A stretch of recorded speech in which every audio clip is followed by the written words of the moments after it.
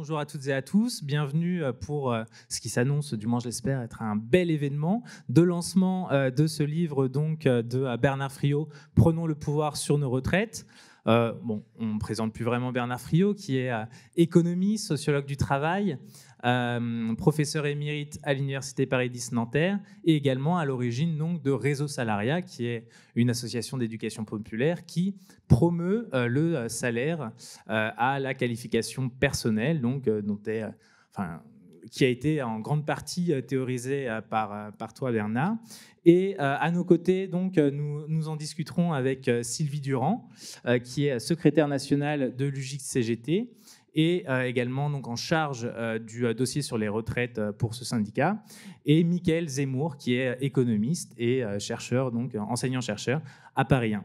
Donc une première question pour Bernard, pour lancer un peu cette présentation et le débat qui suivra. Pourquoi as-tu jugé utile, voire nécessaire, de publier ce livre donc dans le contexte actuel de la réforme portée par le gouvernement ? Parce que c'est une commande. Le 15 juillet, on me dit... non, pas le 15 juillet, non, allez, hop, le 15 décembre. Un peu avant le 15 décembre, quand même. Non, c'était le 10, peut-être décembre. La dispute me dit, on voudrait lancer une nouvelle collection de petits bouquins, un peu comme les tracts de Gallimard, etc. Est-ce que tu pourrais inaugurer le truc avec quelque chose sur les retraites, sauf qu'il faut que ça soit fini le 10 janvier pour que ça puisse paraître à temps. Donc, c'est quand même la réponse déjà à une commande. Alors maintenant, sur quoi j'ai voulu insister, c'est sur la cohérence d'une obstination à réformer, alors même que l'opinion publique est totalement défavorable, alors même que le risque pour les réformateurs en question, je prends le vocabulaire indigène, un réformateur, il s'agit évidemment d'une contre-révolution capitaliste, bien sûr. Les réformateurs en question, il y a un risque politique. On peut penser que l'échec de Sarkozy en 2012 a comme origine, en tout cas partielle, sa réussite en matière de retraite en 2010. Pourquoi est-ce qu'il y a une telle obstination depuis 87, puisque la réforme démarre en 87? Parce que la classe dirigeante mène un combat de classe absolument vital pour elle. Une classe n'est dirigeante que parce qu'elle dirige le travail. Il ne faut pas penser que l'argent fait des petits tout seul dans la sphère financière. Il ne s'auto-valorise pas. La valorisation du capital repose, bien sûr, sur le travail. Et donc, le fait que la bourgeoisie ait le monopole du travail est absolument central pour sa puissance de classe. Au cœur de la puissance de classe, il y a le monopole du travail. C'est elle qui définit la production, c'est elle qui définit ses lieux, ses modalités, ses collectifs. Elle tient totalement le travail. Et elle se heurte, depuis 1946, à une initiative communiste qui est à la fois celle de Thorez dans la loi sur la fonction publique, celle de Marcel Paul dans le décret sur le statut des électriciens et gaziers, et celle de Croizat dans la mutation qu'il opère dans le régime général à la retraite. Ces trois interventions-là vont dénouer le salaire de l'activité. Elles vont poser le droit au salaire comme un droit de la personne et non pas le résultat d'une activité de travail subordonnée. Que le travail soit subordonné au capitalisme, c'est évident, puisqu'on ne décide de rien au travail. C'est ça la subordination, fondamentalement, c'est que l'on ne décide de rien.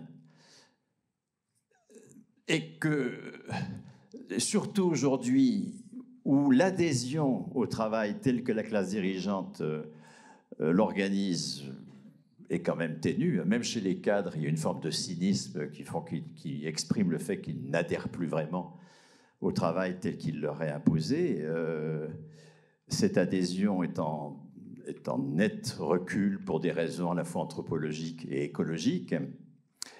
Raison de plus, évidemment, pour la classe dirigeante, afin de mettre au travail une population réticente, de ne verser de salaire qu'après qu'un acte de travail subordonné ait été posé.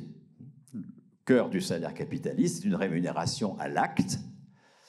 Et la nouveauté qu'introduit Croizat en copiant dans le régime général le régime de la fonction publique, tout comme Paul va transposer dans le statut des électriciens et gaziers le régime de la fonction publique, c'est-à-dire le régime de la continuité du salaire dans la pension, en transposant dans le régime général la modalité de calcul de la pension de la fonction publique, en supprimant toute considération de cotisation dans le calcul de la pension, en posant la pension non pas comme le différé de cotisation,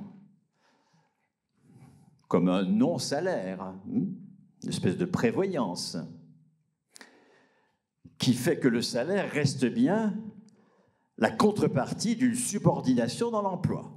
C'est fondamental pour la classe dirigeante que le salaire exprime l'obligation de mener des activités de travail avec lesquelles on est en désaccord, mais que l'on mène parce que c'est la condition pour avoir un salaire.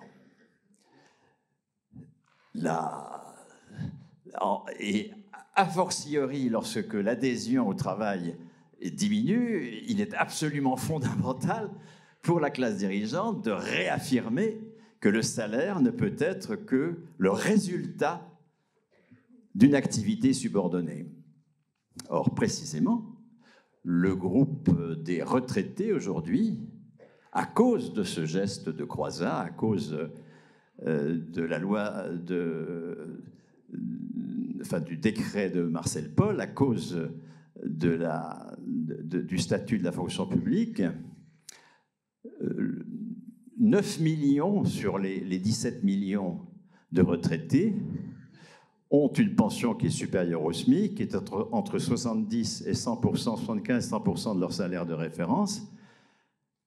Pour 9 millions de personnes, 9 millions d'adultes, le salaire est un droit de la personne, inaliénable, indépendant de toute activité subordonnée, et même rendant possible, parce que précisément c'est un droit de la personne inaliénable, le travail libre. Alors sortir les travailleurs de l'obligation de se soumettre à du travail subordonné pour pouvoir être payés, ça c'est quelque chose que la classe dirigeante est absolument déterminée à empêcher. Et c'est pour cela qu'elle a une telle obstination, d'une part, à faire un cordon sanitaire entre les retraités et ceux qu'on appelle les actifs.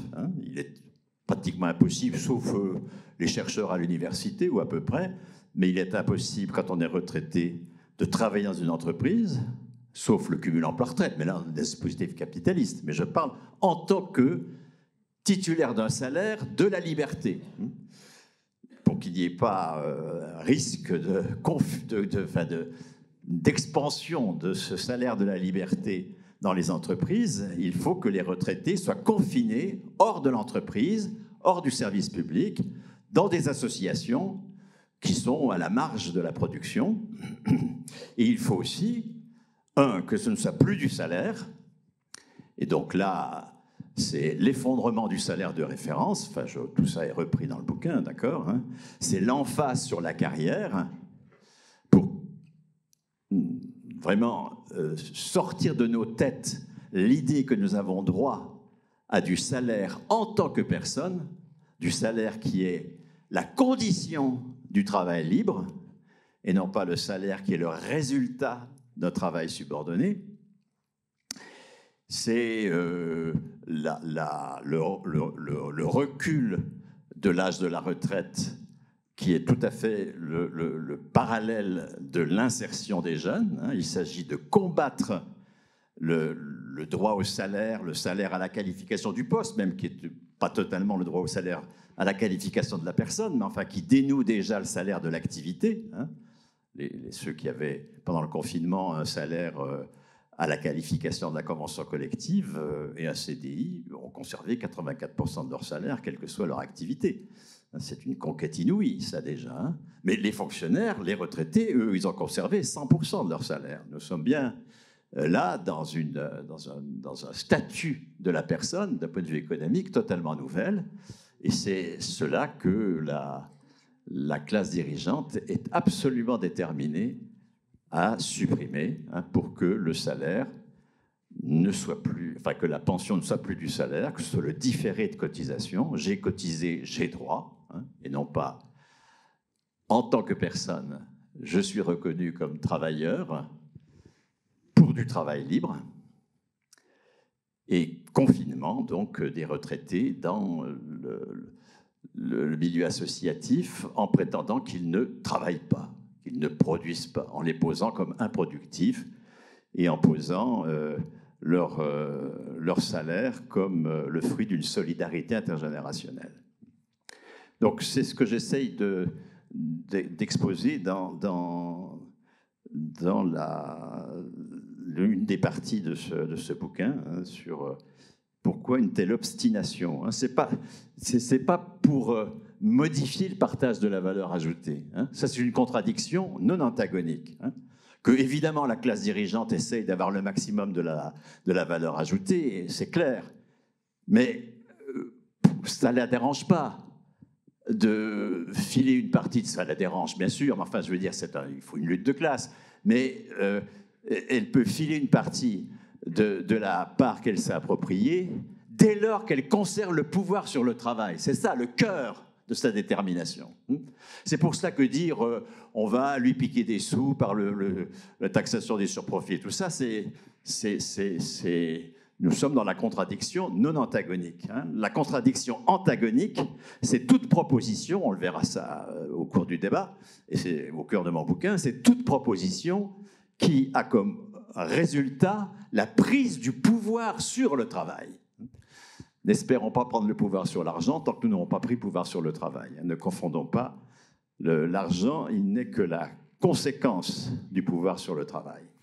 Et alors justement, pour prolonger ce que tu viens de dire, Bernard, quelle est la raison, selon toi, pour laquelle les mouvements d'opposition aux différentes réformes des retraites ont systématiquement échoué depuis plusieurs décennies ? Il faut insister sur cet échec systématique, hein, parce que la victoire extrêmement bienvenue de 1995, qui a donné du souffle vraiment au mouvement populaire, hein, qui s'est traduit par des tas de choses en dehors de la retraite, hein, entre 1995 et 2000, mettons, cette victoire-là a été de courte durée, hein, puisqu'en 2008-2009, Sarkozy a fait la réforme Juppé du régime des cheminots. C'est le confinement qui a interrompu la réforme Macron, mais disons que depuis 1987, c'est 35 ans de défaite. Hein, et il faut s'interroger sur le pourquoi de cette défaite. Alors, l'hypothèse que je propose, qu'on peut discuter bien sûr, hein, c'est que les opposants partagent finalement la même vision de la retraite que les réformateurs. Et du coup, ils se situent sur leur terrain. Que la pension, ce n'est pas du salaire, et que les retraités ne travaillent pas. D'où une espèce d'exaltation de la retraite comme libération du travail, ce qui est quand même dramatique, hein, parce que c'est naturaliser le travail tel que le capitalisme le rend dangereux, pénible, souffrant, enfin, etc., etc., etc. En quelque sorte, on le naturalise. Regardez comment s'est répandue cette étymologie à la con de tripalium. Hein. C'est en aucun cas l'étymologie de travail. Hein. L'étymologie de travail, c'est celle du travel anglais, hein, d'accord, se déplacer en franchissant un obstacle. Mais la bourgeoisie a laissé se répandre cette étymologie absurde pour naturaliser le fait que le travail, c'est quelque chose de négatif et que ça mérite,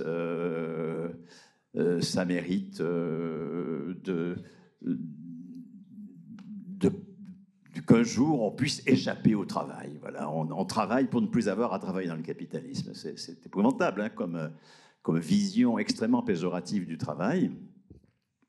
Donc poser la retraite comme une libération du travail, c'est accepter finalement que le travail dans le capitalisme soit subordonné, qu'il soit non décidé par les intéressés, et tout l'enjeu, c'est de s'en débarrasser le plus vite possible.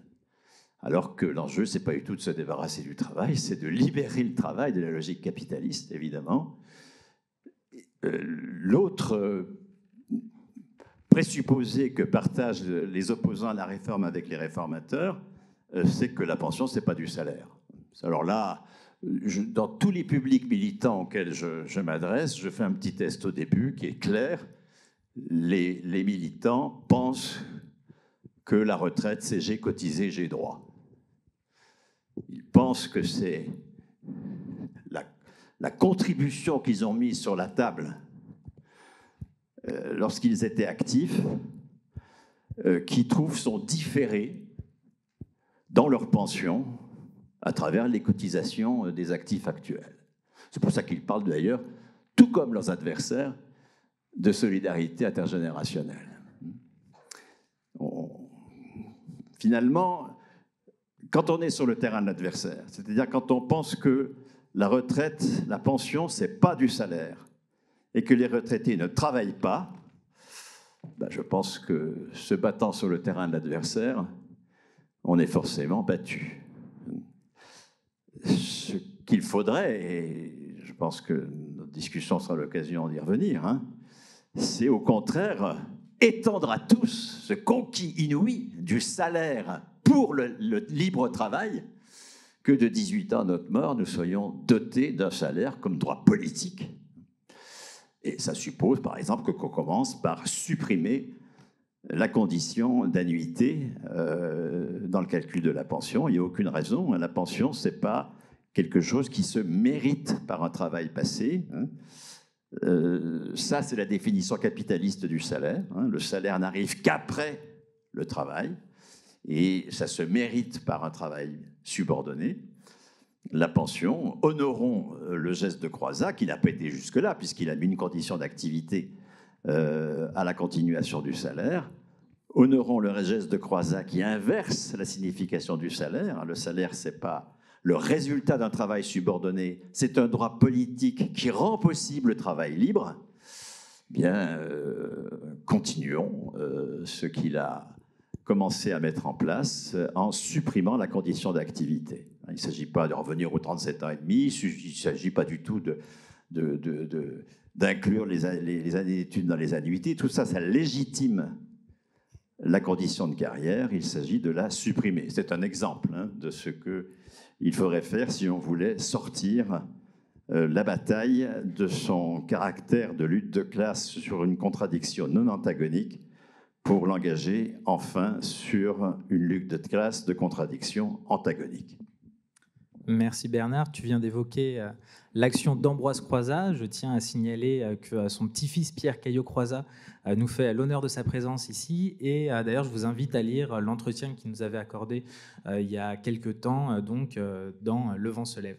Et je me tourne désormais vers Sylvie, de ton point de vue de syndicaliste. Que t'évoque l'œuvre et les réflexions de Bernard Friot et en quoi elles peuvent être utiles à l'action syndicale et en particulier dans le contexte actuel de lutte contre le projet porté par le gouvernement. Bonsoir à toutes et à tous. Je tiens d'ores et déjà à vous dire que nous allons avoir un débat de personnes mal d'accord. En tout premier lieu, par contre, je souscris totalement à l'idée qu'il faut honorer la mémoire de Croizat et de poursuivre son travail.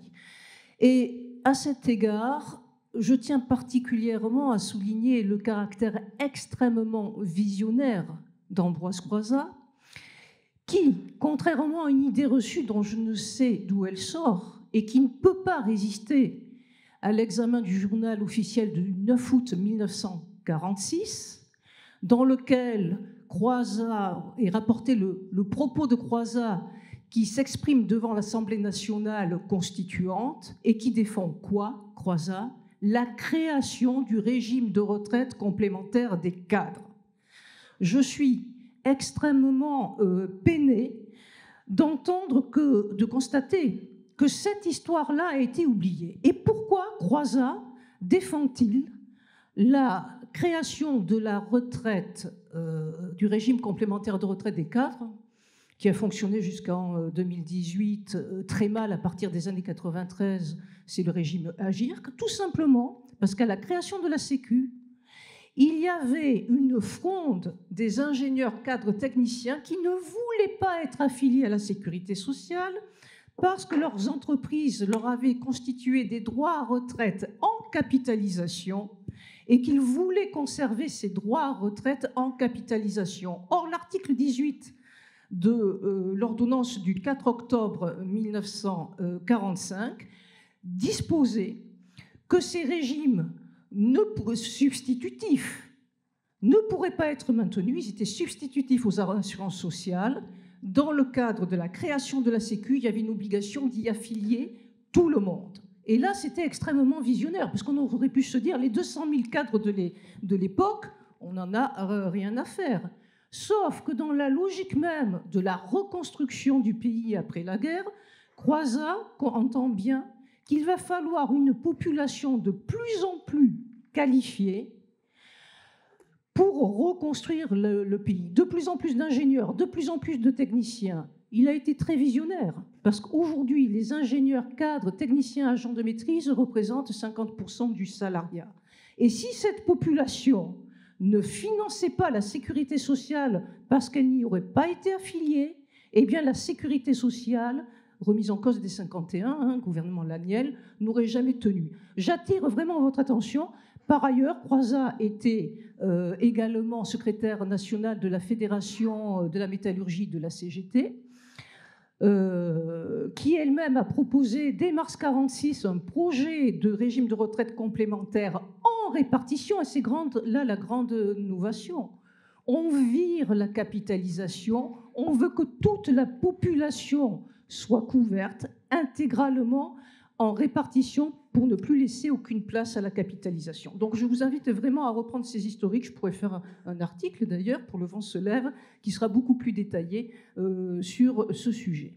En tant que militante de l'Union générale des ingénieurs cadres techniciens de la CGT, je suis extrêmement peinée d'entendre dire que finalement nous accepterions de marcher sur le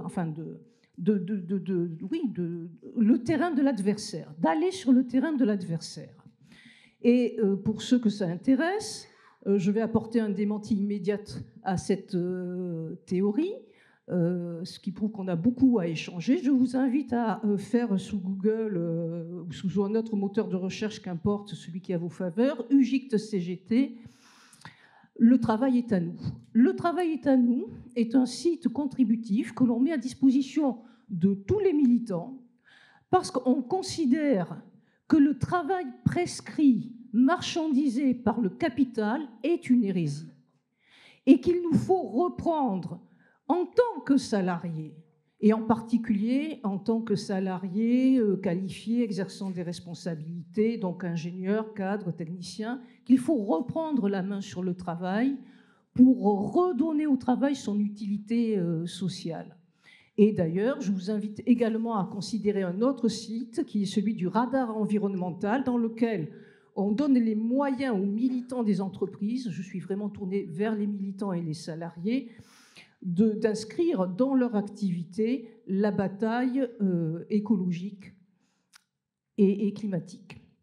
Alors, prendre le pouvoir sur le travail, oui, c'est vraiment un sujet qui nous tient particulièrement à cœur. J'ai eu une frayeur, parce que je ne vous cacherai pas que j'ai commencé à lire le livre de Bernard Friot par la fin. C'est ce que je fais quand je suis très pressée. Je commence par les conclusions, et puis après, je suis très intriguée, j'ai eu peur. J'ai vu que Bernard Friot voulait renvoyer les salariés dans l'entreprise. Alors je me suis dit non, c'est pas possible. Déjà que le MEDEF, vous nous y renvoyez pour faire du cumul emploi-retraite, très vite j'ai remonté le fil et j'ai bien évidemment compris, comme Bernard vient de vous l'expliquer, que tel n'était pas le cas. Ceci étant, je crois que les salariés ne fuient pas le travail. Je crois qu'ils fuient l'entreprise. Je crois qu'ils fuient les administrations. Je crois qu'ils fuient la conception capitaliste de ce travail subordonné, prescrit. Et ce n'est pas un hasard si on voit de jeunes diplômés renoncer à l'exercice de leur qualification. Ah, j'ajoute que bien évidemment, nous défendons la qualification et c'est pour ça que nous nous sommes battus à l'UGICT bec et ongle pour le maintien de l'AGIRC, qui était le seul organisme qui prenait en considération la qualification, les responsabilités exercées et l'autonomie dans l'exercice des responsabilités pour affilier les salariés à ce régime. Et malheureusement, nous avons perdu la bataille et derrière, on a vu la convention collective de la métallurgie, l'UIMM, dire maintenant, on ne rémunère que les compétences utilisées sur le poste en fonction d'un système de cotation qui fait que finalement, si la valeur du poste pour l'entreprise décroît, on s'autorise à diminuer le salaire. Donc, on voit déjà dans la métallurgie que le salaire, maintenant, n'est plus garanti. Du jour au lendemain, on pourra diminuer le salaire. Et toute la bataille de retraite que nous connaissons, parce que celle-ci n'est pas différente de celle de 2019, qu'on se le dise. En 2019, il avait habillé avec un régime par points qui n'a rien à voir avec le régime de Croizat, la GIRC. C'était un régime à cotisation définie. On bloque le levier ressources et on équilibre par le report de l'âge et la baisse des prestations. Mais ce que nous fait le réformateur actuel, Macron bis, c'est exactement la même chose. Le débat sur les ressources n'existe pas et on n'opère que par report de l'âge et baisse du niveau des pensions, puisque tous les mécanismes introduits à partir de 87 qui font baisser la pension sont maintenus. Donc, ce sont toujours des batailles de même nature, il n'y a que l'habillage qui a changé. Voilà, j'en reste là pour l'instant. Merci Sylvie. Bernard, tu auras toutes les occasions par la suite de répondre à ces remarques. Mais juste avant, je vais donner la parole à Mickaël pour savoir, de ton point de vue d'économiste, quel peut être l'usage des travaux, des réflexions que porte Bernard pour les chercheurs sur la protection sociale, et aussi, puisque tu es très souvent présent maintenant dans les médias pour lutter contre le projet actuel, en quoi il peut offrir des armes rhétoriques, on va dire, pour lutter donc contre les arguments mis en avant par le gouvernement. Bonsoir, merci de votre invitation. Merci Bernard pour le bouquin. Bon, de préalable, déjà moi, mon travail, c'est plutôt un travail analytique et critique. Et donc, par habitude un peu, j'ai pas l'habitude de me placer sur le plan de la proposition politique, quelle qu'elle soit, parce que c'est pas ce que je fais, parce que je pense aux organisations syndicales et politiques de les construire. Et donc, je suis plutôt dans une posture différente. Pour autant, je vais pas essayer de fuir la discussion, parce qu'il y a plein de discussions intéressantes. Et ça fait d'ailleurs longtemps que j'ai envie d'avoir des discussions avec Bernard sur ses travaux. Mais donc, pour aller vite, pour aller à l'essentiel, moi, ni je ne suis un militant du salaire à vie, ni non plus d'ailleurs, j'ai une autre proposition alternative. En tout cas, dans mon travail, c'est pas ce que je fais. Et même à la limite, j'ai envie de dire politiquement, j'ai pas de proposition clé en main construite qui serait une alternative à ça. Bon. Une fois que j'ai dit ça, un deuxième élément, c'était votre première question. Qu'est-ce qu'on peut utiliser comme économiste de ce que dit Bernard Friot? Bon, alors là, c'est sans doute une difficulté parce que la première réponse, c'est plein de choses. Moi, j'étais étudiant de Bernard Friot à Nanterre dans les années 2000. Et mon travail aujourd'hui, et mon travail de thèse, et mon intérêt aussi pour les systèmes d'assurance sociale est né en grande partie là. Pas que là, aussi dans d'autres endroits, y compris dans le syndicalisme étudiant, etc. Mais syndicalisme qui lui-même à l'époque était déjà nourri des travaux de Bernard Friot. Donc, en termes de boîte à outils conceptuelle, de grammaire, d'éléments, il y a plein de choses. Je vais en préciser quelques-unes. Voilà. Et en même temps, quand je lis bien Bernard aujourd'hui et que je l'écoute bien, j'ai bien conscience que j'ouvre le frigo de Bernard Friot, je me sers, mais je fais tout ce que Bernard Friot ne reprend pas à son compte, c'est-à-dire, par exemple, discuter de paramètres plutôt que... voilà. Donc, je suis à l'aise avec ça parce que c'est comme ça que je travaille, mais voilà. Donc, d'un côté, il y a plein de Friot dans ce que je fais, et en même temps, je ne fais pas du Friot, voilà, de loin. OK. Une fois qu'on a dit ça, donc à quoi ça sert? Moi, j'ai plein d'outils qui m'ont servi à mieux comprendre ce qu'est une assurance sociale en France, ce qu'est la sécurité sociale, et il y a plein de choses dans ce que tu as dit qui sont extrêmement éclairantes et qui surtout fonctionnent comme des antidotes aux lunettes habituelles des économistes pour parler de ces choses-là, et qui sont objectivement fausses. C'est-à-dire que les économistes, ils vont analyser la retraite en France en disant bon, c'est quoi la retraite? Tiens, prenons l'épargne, et puis ils vont faire comme si c'était une épargne par capitalisation, puis ils trouveront que comme épargne, c'est pas bien foutu, alors il faut la régler un peu comme ci et comme ça, sans comprendre ce qu'est l'assurance sociale au départ. Et donc, tous les éléments que tu nous as donnés, qui sont à la fois historiquement justes, mais même économiquement conformes au circuit, par exemple, de l'argent, c'est extrêmement important de comprendre que, effectivement, la retraite, alors en France, il y a une tension mais une tension qui a été étudiée par toi, par Nicolas Castel, entre salaire différé et salaire continué, mais il y a bien cette dimension forte de salaire continué, bien sûr dans la fonction publique, mais aussi au régime général. Donc ça, c'est extrêmement important de comprendre ça, y compris dans les débats sur la retraite à points, c'était quelque chose de vraiment important, y compris d'ailleurs dans les critiques qu'on peut avoir sur l'Agirc-Arrco. Parce qu'effectivement, une des caractéristiques de l'Agirc-Arrco, c'est de prendre l'empreinte parfaite de la carrière, malgré des corrections, mais de prendre l'empreinte parfaite de la carrière. Et donc, dire que la retraite, mais pas que la retraite d'ailleurs, en fait, aussi le chômage, l'assurance chômage, et puis en fait tous les moments où on reçoit du salaire sans condition d'emploi immédiate ou sans mesure c'est effectivement un droit politique au salaire. Et donc la retraite, c'est un droit politique au salaire. Ça fonctionne par socialisation, sans accumulation. Voilà. Donc moi, j'ai appris ça de tes travaux et je pense que c'est opérant et que ça l'est toujours aujourd'hui. Maintenant,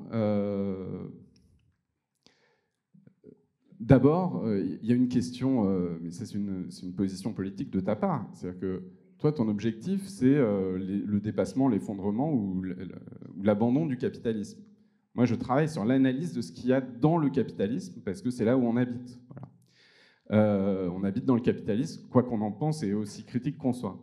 Et du coup, au sein du capitalisme, il y a un processus de lutte des classes dont tu as parlé, et de contradiction. Et dans cette contradiction, j'ai l'impression, à la limite, de redire en petit, c'est-à-dire que toi, c'est on ou off. Alors, c'est pas que on ou off, mais le but, c'est bien off du capitalisme. Mais au sein du capitalisme, le degré compte pour moi. Et en fait, c'est là où je voudrais amener la discussion. Quand tu dis qu'on discute les paramètres, on n'est pas vraiment dans l'antagonisme. J'ai envie de dire, si j'ai bien compris les catégories que tu proposes, alors je mets à part le fait que les retraités travaillent, peut-être qu'on pourrait y revenir après, mais le droit politique au salaire dont je parlais, la socialisation, etc., on peut appeler ça un processus de démarchandisation du travail, c'est-à-dire, en tout cas de démarchandisation du salaire, dans le travail on va voir, mais de démarchandisation du salaire, il y a une partie du salaire importante et de plus en plus importante, qui est un droit politique et qui est déconnecté du temps qu'on passe dans l'emploi subordonné. Mais la quantité de cette démarchandisation, pour moi, elle compte. En tout cas, c'est ça que j'étudie. Et donc, c'est pas la même chose. Effectivement, Ambroise Croizat, pour aller vite, Ambroise Croizat, il fait un geste fondateur en 1945, mais en 1945, la retraite, elle dure pas longtemps. Et puis, elle est pas bien grosse. Et à l'inverse, après des années, y compris de lutte sociale, mais y compris avec le développement de l'Agirc-Arrco, tu le dis dans ton bouquin, au début des années 80, le taux de remplacement est extrêmement élevé, et puis la retraite s'est allongée. Et elle s'est pas allongée par un renforcement de la contradiction, elle s'est allongée parce que finalement la quantité a évolué. Et l'évolution de la quantité, le fait qu'on vive 20 ans à la retraite et pas 2 ans, Et le fait que la retraite elle soit proche du niveau du salaire d'activité et qu'elle ne soit pas à 20% ou 30%, pour moi, c'est un changement de nature. Voilà. Et donc, pour aller à mon point, j'ai l'impression qu'aujourd'hui, je vois bien le processus dont tu parles. Les gouvernements essayent de remarchandiser le travail, c'est ça qu'ils veulent faire. Et donc, ils essayent de davantage subordonner, de davantage conditionner tout revenu à cet emploi subordonné. Mais donc, moi, je vois bien cette lutte-là, y compris quand il y a une question entre 60, 62 ou 64. Pourquoi ? Parce que, assez simplement, et ça c'est très net en ce moment, pourquoi 64 ? C'est une question de curseur, mais c'est aussi l'idée que tant que tu peux encore servir, tu vas servir. Alors qu'aujourd'hui, dans les conditions où on vit, à 62 ans ou à 60, il y a des gens encore en bonne santé, capables d'avoir des activités sociales, dont le travail dont tu parles, mais pas seulement. Et donc la question, c'est est-ce qu'on peut avoir le droit d'avoir du salaire libéré de l'emploi, même quand on est encore en situation d'avoir des activités sociales, ou alors est-ce qu'il faut prouver qu'on est invalide pour avoir le droit de sortir ? Et donc voilà, donc j'ai l'impression, moi, d'utiliser ce que tu fais, mais sur des combats de curseurs qui ne me paraissent pas anodins. Puis peut-être un dernier mot, tu dis, c'est une longue défaite. Oui, il y a eu des défaites sociales. Moi, j'ai le sentiment qu'il y a des défaites des deux côtés en réalité. Et que, y compris les hésitations du pouvoir à mettre en place telle ou telle réforme, les réformes qui sont promulguées mais pas appliquées, etc., même quand on regarde la trace dans nos existences, on voit les traces à la fois des défaites, il n'y a pas de doute, mais aussi des résistances qui sont importantes. Et si, voilà, il y a eu ces processus contradictoires, mais donc moi j'interroge aussi cette notion de défaite permanente.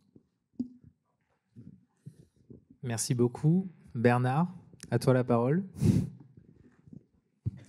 Il faut bien voir que pour la classe dirigeante, la riposte, elle démarre en 1947. C'est la GIRC.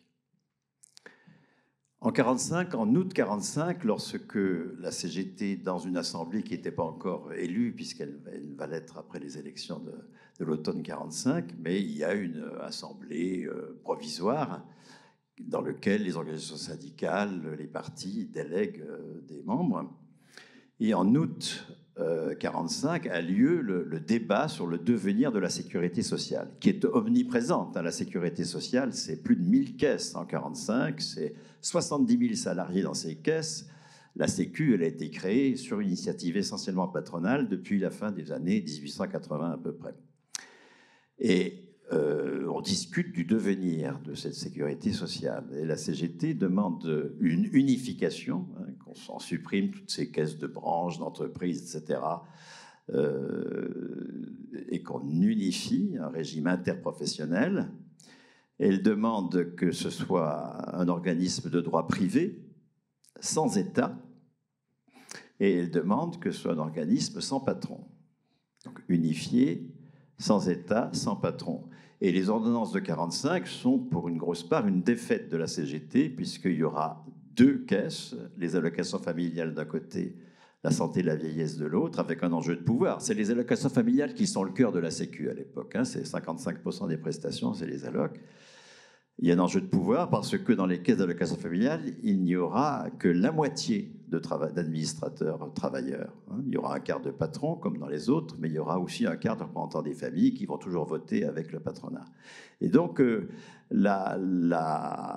cette unité, elle n'est pas vraiment acquise. L'État conserve la définition des taux de cotisation, ce qui est un pouvoir tout à fait considérable, qu'il utilisera nettement dans les années 50 en empêchant pratiquement toute progression du régime général sur pression patronale par une absence de hausse du taux de cotisation qui ne reviendra que dans les années 60. Et puis, les patrons sont présents puisqu'il y a un quart de patrons dans les caisses. Et l'autre élément décisif pour lequel il va y avoir un conflit entre la CGT et Force ouvrière. Et un conflit qui se noue justement dans les congrès de 1946, le congrès de 1946 et l'année 1947 où Force ouvrière se construit, et puis la FEN en 1948. L'enjeu, c'est l'existence d'un plafond. Les assurances sociales avaient un plafond d'affiliation. Ce plafond d'affiliation faisait que les collaborateurs, c'est comme ça qu'on les appelait à l'époque, enfin les employés supérieurs, les ingénieurs, relevaient de régimes d'assurance groupe pour l'essentiel. Ils étaient couverts, bien sûr, mais pas par les assurances sociales. Ils relevaient de régimes d'assurance groupe. Et de fait, les ordonnances de 1945, de ce point de vue-là, sont conformes à ce que souhaite la CGT, c'est-à-dire que les employés supérieurs, les ingénieurs, entrent dans le régime général. Sauf que contre la CGT, là, le congrès de 1946 est tout à fait évident, contre les communistes de la CGT, hein, c'est-à-dire les anciens de la CGTU. Alors, il suffit de faire un travail d'archives, comme je l'ai fait sur le congrès de 1946 pour le voir. Les socialistes, les ex-confédérés de Jouot, vont faire pression pour qu'il y ait plafond d'affiliation, que le plafond d'affiliation soit transformé en plafond de cotisation. Et ils vont gagner, hein, puisque le gouvernement va créer un régime complémentaire. Vous voyez bien qu'un plafond d'affiliation, ça permettait, ça excluait les cadres du régime, mais un plafond de cotisation, ça ouvre l'espace à un régime complémentaire, parce qu'on cotise sur le plafond, mais on a également des prestations sur le plafond.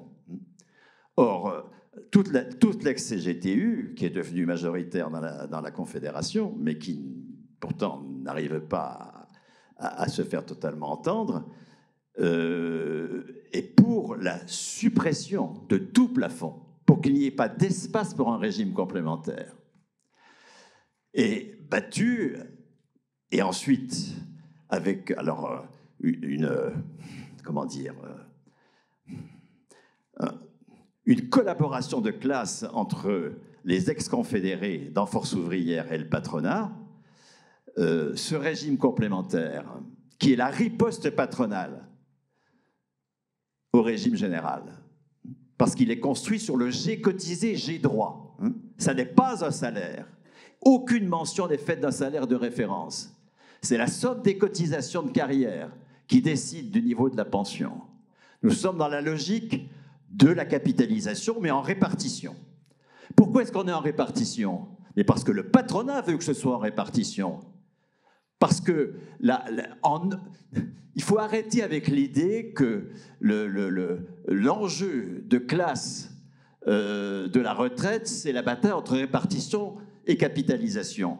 La capitalisation, elle échoue toujours pour deux raisons. D'une part, pour que le rendement des cotisations placées soit égal au flux des cotisations de l'année, il faut un long temps de maturité, qui à l'époque est de 40 ans. Les travailleurs n'ont pas le temps d'attendre 40 ans. Et deuxièmement, la pension va être complètement déterminée par le cours des titres l'année où on la prend. Alors, bonne année si vous prenez votre pension en 2007, d'accord? Donc, ces deux aléas-là, faut que aucun pays du monde, mais aucun, hein, en Suisse, on est à 45% capitalisation.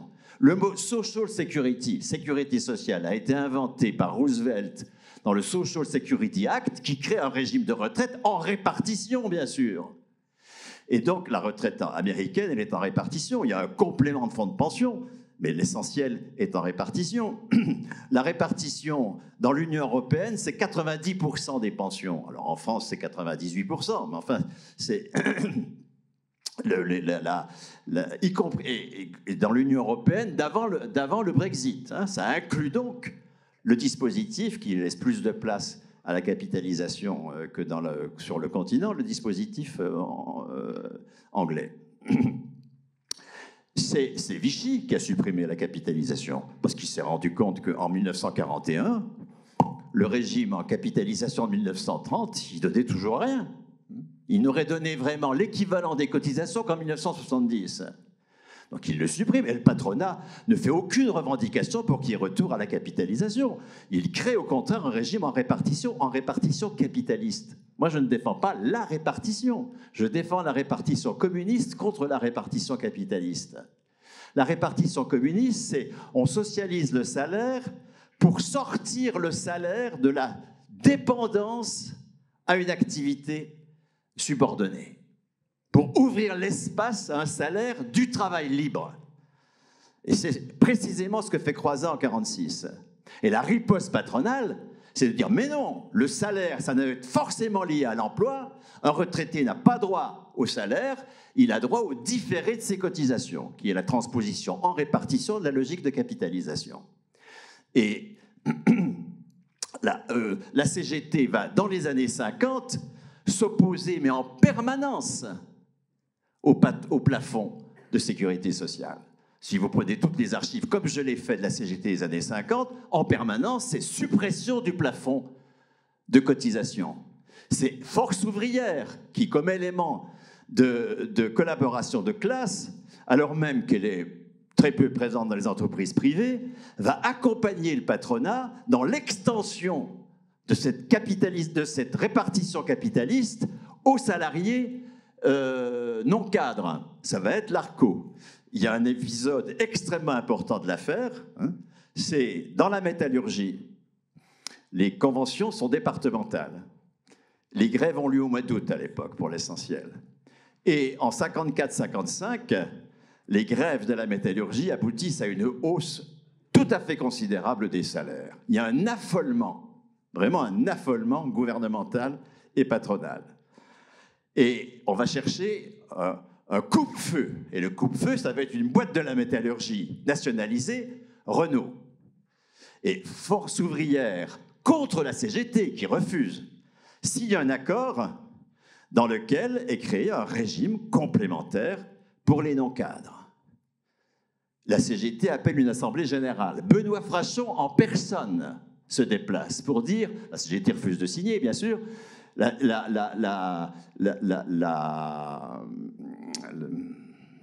Benoît Frachon en personne, qui est le secrétaire confédéral, vient devant l'Assemblée générale sur l'île Seguin des travailleurs réunis. Il dit, mais il ne faut pas signer cet accord. Et il est hué. Il est hué. Pourquoi? Parce que l'astuce des négociateurs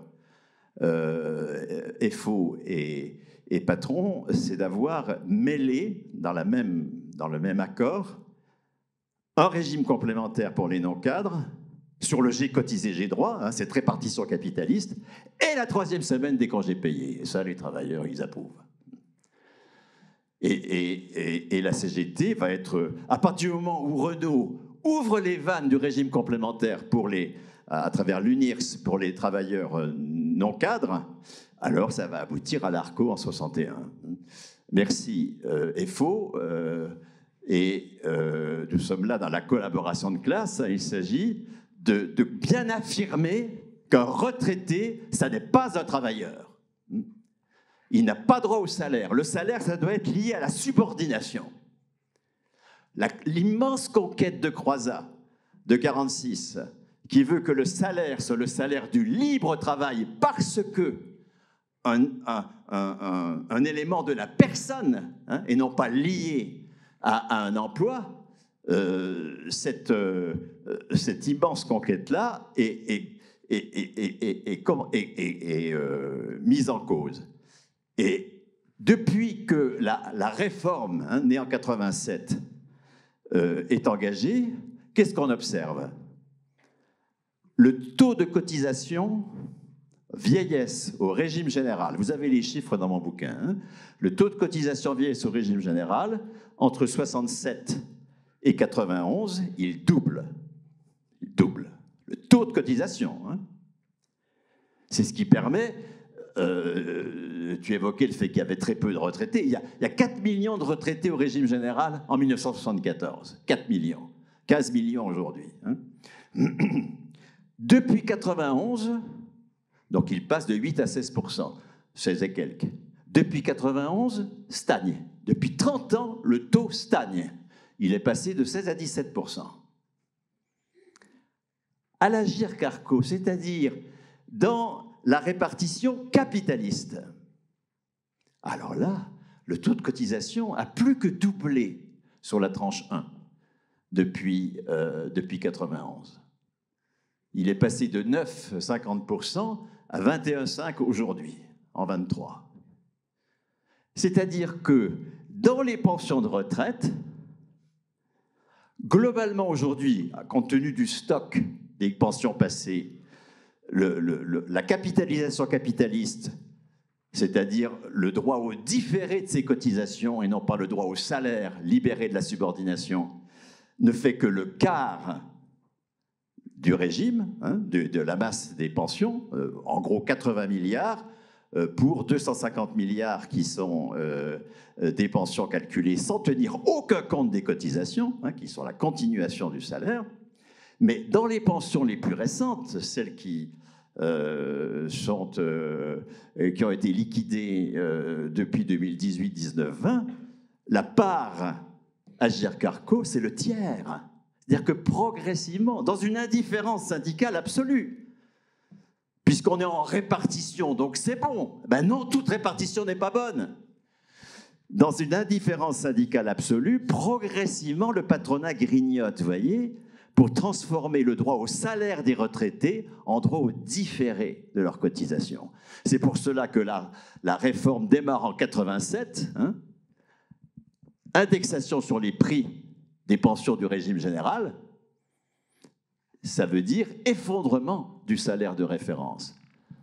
Puisque c'est pas simplement les pensions qui sont indexées sur les prix et qui donc, compte tenu que les salaires sur le long terme augmentent plus vite que les pensions, décrochent par rapport aux salaires, mais c'est surtout les salaires portés au compte. C'est-à-dire les salaires dont la moyenne, c'était les 10 meilleures années à l'époque, fait le salaire de référence. Vous prenez votre retraite en 1990, peut-être que dans vos 10 meilleurs salaires, il y a un salaire de 1960, qui en 90 ne vaut plus rien, sa valeur nominale. Donc pour faire le salaire de référence, on actualise bien sûr le salaire. Jusqu'en 87, l'actualisation se fait sur la hausse des salaires. Mais depuis 87, l'actualisation se fait sur la hausse des prix. Et la valeur en francs 90 d'un salaire de 1960 indexé sur les salaires, elle est très supérieure à celle d'un salaire de 1960 indexé sur les prix. Donc vous avez un effondrement du salaire de référence qui va être amplifié, bien sûr, à partir de 93 par le passage des 10 aux 25 meilleures années. Parce que dans les 25 meilleures années, d'une part, il y a des années dont le salaire est très inférieur aux 10, et d'autre part, ce sont des salaires qui souvent sont plus anciens encore que les 10 meilleures années, et dont l'indexation sur les prix est encore beaucoup plus pénalisante sur le salaire de référence. Vous voyez, il y a eu une acceptation, je le dis clairement, parce que j'ai travaillé vraiment tous les textes syndicaux depuis 87 sur la question. Il y a eu une acceptation de cet effondrement du salaire de référence parce que, encore une fois, dans l'imaginaire des travailleurs, la retraite, c'est la contrepartie de cotisation. C'est j'ai cotisé, j'ai droit. Et par ailleurs, en même temps que vous aviez l'effondrement du salaire de référence, et donc que le geste de Croizat perdait de son sens, vous avez une inflation du discours sur la carrière, une augmentation de la carrière obligatoire, qui passe de 150 à 168, 69 trimestres, bientôt 172. Et d'autre part, un débat public qui est centré sur la carrière. Est-ce qu'on retourne à 37 ans et demi ou pas? Est-ce qu'on accepte les 42 ans? Mais attendez, les 42 ans, on va les compter autrement. De 18 ans à 60 ans, on pourra faire la retraite à 60 ans, même si c'est 42, parce que de 18 ans à 60 ans, on va inclure les années d'études dans les annuités. En fait, une acceptation du principe de l'annuité. C'est-à-dire, alors qu'il faudrait au contraire supprimer la carrière pour bien affirmer ce que n'a pas fait Croizat. Je suis entièrement d'accord. Croizat, c'est normal d'ailleurs, on ne fait pas un acte révolutionnaire en 5 minutes. Moi, je trouve déjà admirable ce qu'il a fait. Mais Croizat, il dit c'est du salaire, Ce n'est pas la contrepartie de cotisation. Aucun compte ne sera tenu des cotisations dans le calcul de la pension, du régime général, mais c'est un salaire qui est quand même suspendu à l'idée qu'on a été subordonné pendant X années. Il faut maintenant aller au bout du geste de Croizat. Et compte tenu justement qu'au départ, c'était peu de choses, peu de gens, mais qu'aujourd'hui, c'est vraiment, encore une fois, le groupe social le plus nombreux à être titulaire d'un salaire de la liberté, il faut clairement supprimer la condition d'annuité. La pension, ça doit être 100% du meilleur salaire, du salaire des 6 meilleurs mois, 100% du salaire net des 6 meilleurs mois. Je rappelle aussi toujours dans cette espèce de cécité sur la pension comme salaire, qu'on est passé dans les organisations syndicales de la revendication de 75% du brut à la revendication de 75% du net. C'est un effondrement idéologique que je n'arrive même pas à comprendre. Je rappelle que la pension de fonction publique, c'est 75% du brut. Et nous sommes là à revendiquer 75% du net. Qu'est-ce que ça veut dire? Ça veut dire que les retraités ne travaillent pas, s'ils ont déjà 75% de leur salaire, c'est déjà pas si mal. C'est toujours cette idée que quelqu'un qui ne se soumet pas à l'emploi n'a pas droit au salaire. Merci, on aura l'occasion de poursuivre ce débat avec la salle, bien sûr. Mais juste avant, j'avais une dernière question un peu plus collective peut-être, pour savoir, selon vous, ce qui manque à la mobilisation actuelle pour qu'elle parvienne à faire plier le gouvernement. Sylvie. Alors, d'abord, moi, je suis optimiste. Je rappelle qu'en 2019, on ne peut pas évoquer l'histoire des retraites en disant qu'elle n'a été pavée que de défaites. Il y a eu le tournant de 1987. Et avant, je rappelle que le régime... Alors, effectivement, l'AGIRC, on est d'accord sur ce point, la création de l'AGIRC résulte du maintien du plafond de la sécurité sociale.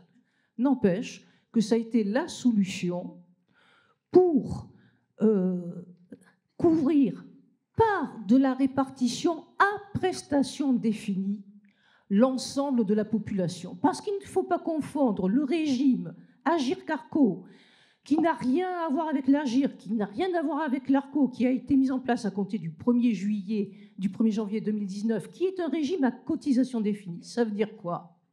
Ça veut dire que la seule chose qui est définie, c'est le niveau des ressources. Et qu'ensuite, la prestation, l'âge de départ, ce sont des variables d'ajustement. Autrement dit, la retraite n'est pas garantie. Eh bien, ce qui a été fait en 1947 avec l'AGIRC, c'est de la répartition à prestations définies. Et jusqu'à la création de l'AGIRC-ARCO, enfin, grosso modo, jusqu'au 1er janvier 2019, il faut savoir que la pension n'est pas le calque des cotisations de carrière. Car si tel était le cas, on ne récupérerait pendant sa retraite que la somme actualisée de ses cotisations de carrière. Et en fait, ce serait une rente. Or, si vous regardez ce qu'est le rendement du régime, ça veut dire quoi le rendement? Pour 100 € de cotisation, j'ai quoi comme droit? En 1983, on signe CGT un accord qui dit qu'au taux moyen de cotisation de l'époque, 5%. Le rendement ne doit pas baisser en dessous de 13,33% pour garantir une pension représentant au minimum, garantir, vous voyez, prestation définie, 25% du salaire moyen de carrière. Alors oui, il y a un lien au salaire, mais la prestation n'est pas du tout proportionnelle parce que 13,33%, ça veut dire que pour 100 € de cotisation, je récupère 13,33 € de pension. Au bout de combien d'années ai-je récupéré mes 100 €? Mais vous divisez 100 par 13,33 et vous faites la division, vous devez trouver quelque chose de l'ordre de 9. Ce qui veut dire qu'au cours de votre carrière, vous allez récupérer, au cours de votre retraite, pardon, vous allez récupérer plusieurs fois vos cotisations de carrière. Et dans les négociations auxquelles j'ai participé avec le patronat, depuis 2001 sur l'Agirc-Arrco. Négociation qui, en dernier état, a été présidée par Claude Trandil, assureur, Generali. Ce n'est pas un hasard. On nous a mis également un assureur à la tête de l'Agirc et de l'Arco. Eh bien, qu'est-ce qu'ils nous disent tranquillement? Mais le rendement de ce régime est excessif. La capitalisation ne peut pas concurrencer.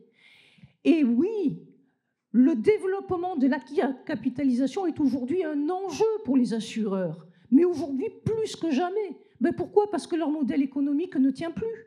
Il ne tient plus face au changement climatique, face à la multiplication des phénomènes catastrophiques que sont les incendies, les inondations, les tremblements de terre, etc. Alors, qu'est-ce qu'on fait aujourd'hui?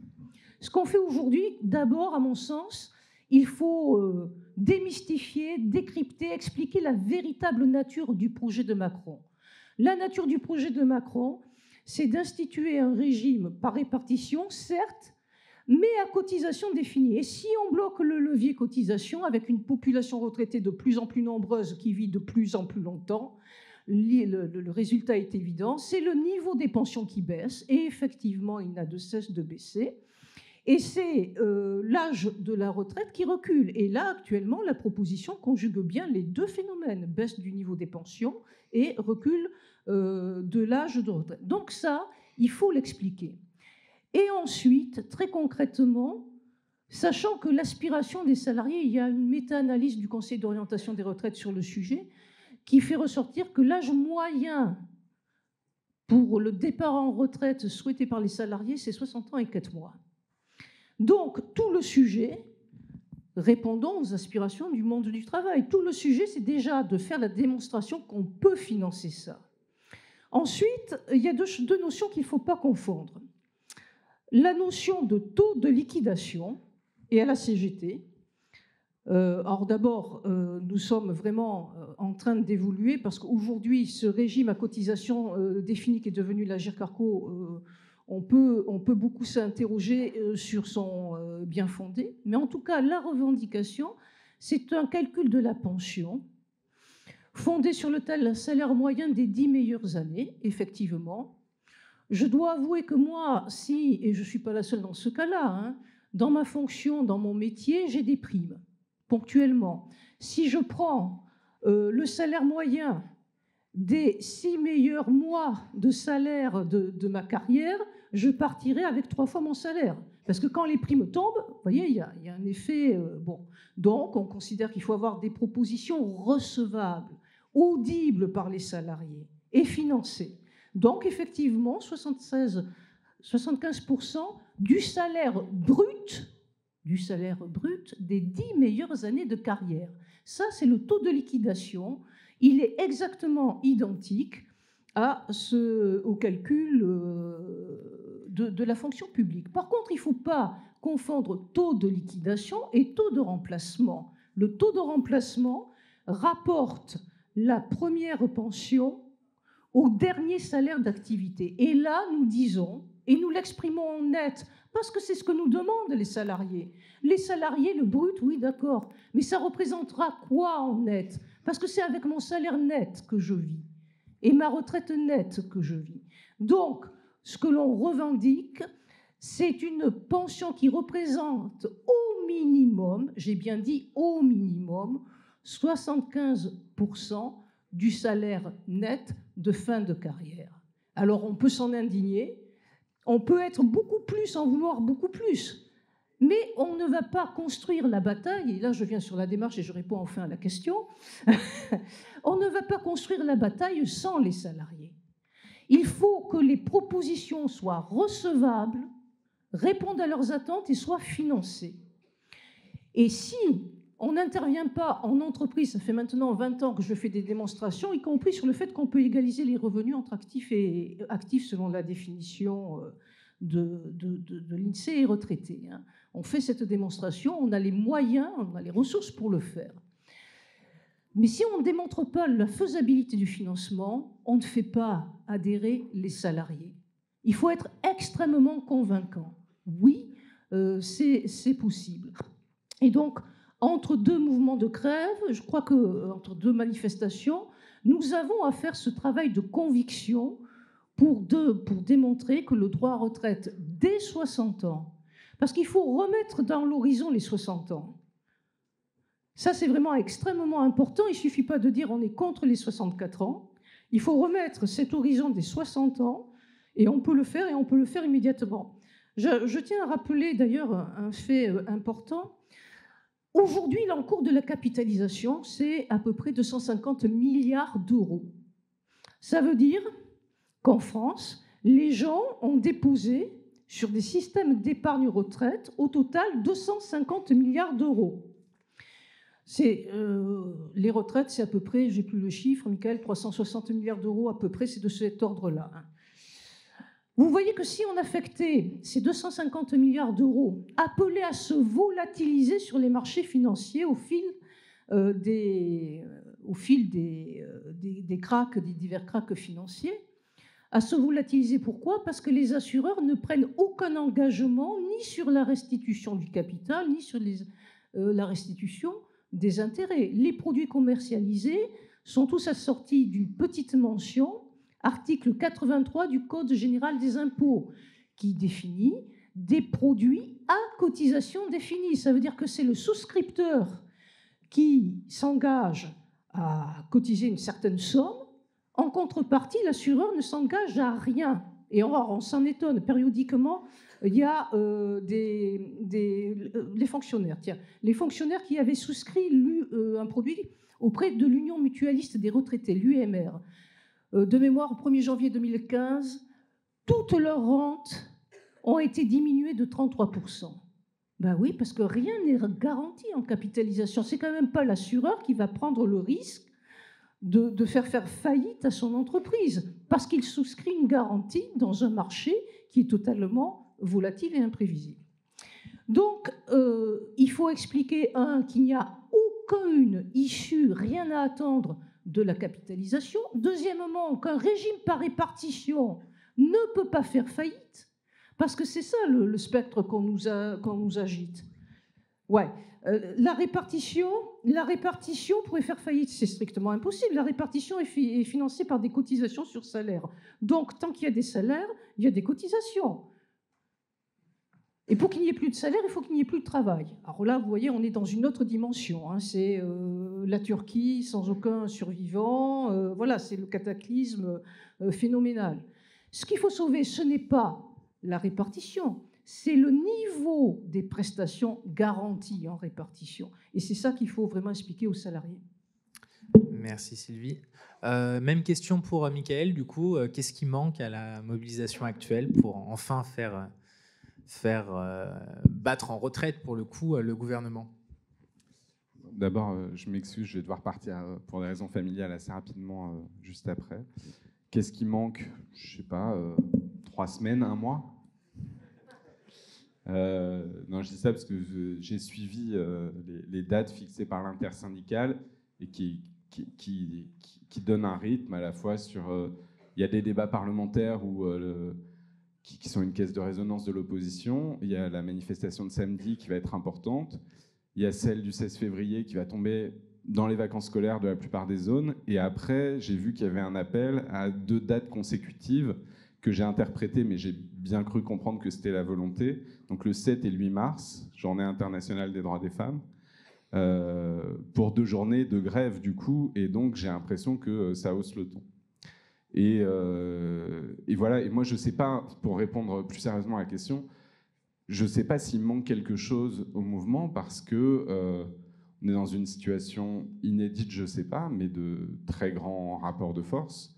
Je n'ai pas le souvenir de mouvements sociaux avec aussitôt une telle unanimité contre le projet gouvernemental. Je n'ai pas le souvenir d'un gouvernement aussi peu soutenu, y compris par des gens qu'on pourrait penser de son camp. Le patronat, on ne l'entend pas beaucoup. Les grands médias, ils expriment des doutes, etc. Donc, voilà, moi je pense qu'il n'y a pas de grande sérénité dans le camp du gouvernement, que l'unité syndicale est impressionnante.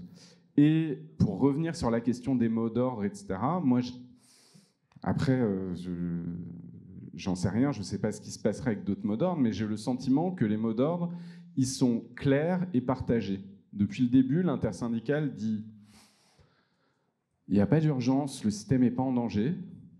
64 ans, c'est non. La durée, c'est non aussi. D'ailleurs, 63 ans, c'est non aussi. Il n'y a pas d'ambiguïté là-dessus.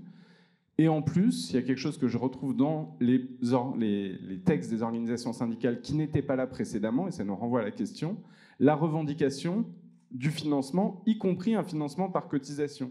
Ce n'est pas uniquement d'autres sources de financement, on va taxer les riches, etc. La question de la cotisation est revenue comme une revendication en disant oui, les retraites, ça se finance aussi par cotisation, parce que je partage l'analyse que faisait Sylvie tout à l'heure. Il est extrêmement clair qu'il y a... Alors effectivement, on a d'abord gelé les cotisations du régime général et en développant des cotisations déplafonnées, Agirc-Arrco, etc. Mais il y a vraiment une stratégie d'asphyxie des caisses d'assurance sociale. On commence par fixer les cotisations, puis après, comme le besoin augmente, le nombre de retraités augmente, on constate l'asphyxie et on dit vous avez le choix, c'est moins de pension ou une retraite plus tardive ou les deux. Et c'est un piège qui est implacable, sauf si au bout d'un moment donné on dit non. Il y a aussi la question du financement et la question de la cotisation, et qui est présente dans le mouvement et très largement en fait dans les organisations syndicales. Alors c'est là où moi je vais avoir clairement une différence peut-être d'analyse ou d'appréciation de situation avec ce que dit Bernard, c'est que quand je regarde les fameuses projections du corps, etc., une augmentation des cotisations de sécurité sociale serait une très bonne chose, mais très sincèrement, une augmentation des cotisations d'Agirc-Arrco, ça n'en serait pas une mauvaise. Parce que si on regarde les raisons pour lesquelles les taux de remplacement vont se casser la figure et le verrou actuel, disons l'étage du verrou, il se fait aussi, au moins autant du côté des retraites complémentaires, Agirc-Arrco, qui avec le même processus de on met plus de ressources et du coup ça se casse la figure, que du côté de la sécurité sociale. Donc j'entends bien qu'on peut tout à fait être favorable à une suppression du plafond, une intégration de l'Agirc-Arrco du côté de la sécurité sociale, mais dans l'antagonisme que je vois aujourd'hui, je pense que l'antagonisme sur l'âge et l'antagonisme sur le financement, il est réel, et moi je suis impressionné par l'accord dans l'état actuel pour dire l'âge c'est non, le financement c'est oui, et puis par ailleurs de reposer la question du temps libre et la question du travail. Donc voilà, moi je ne sais pas s'il manque grand-chose. Très sérieusement, je pense qu'il manque peut-être que quelques semaines au mouvement pour gagner, au moins sur ces éléments-là, qui ne sont pas tous les éléments que tu attends, évidemment.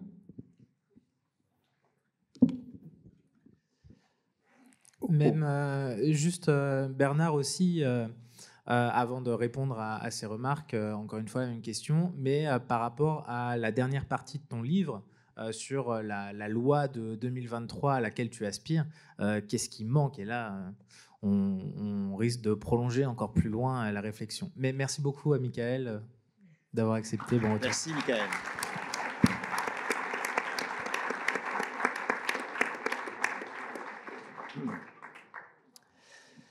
Donc, au cœur de l'affrontement de classe que le patronat inaugure dès 1947, il y a la question de la souveraineté sur le travail, qui n'est possible qu'avec des travailleurs qui sont titulaires de leur salaire, dont le salaire ne dépend pas d'un contrat.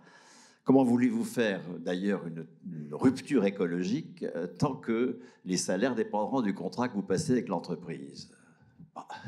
Moi, je n'irai pas faire la morale écologique aux salariés de Fessenheim. En défendant leur emploi, ils défendent leur salaire. Il faut donc absolument dissocier le salaire de l'emploi et l'attribuer à la personne même.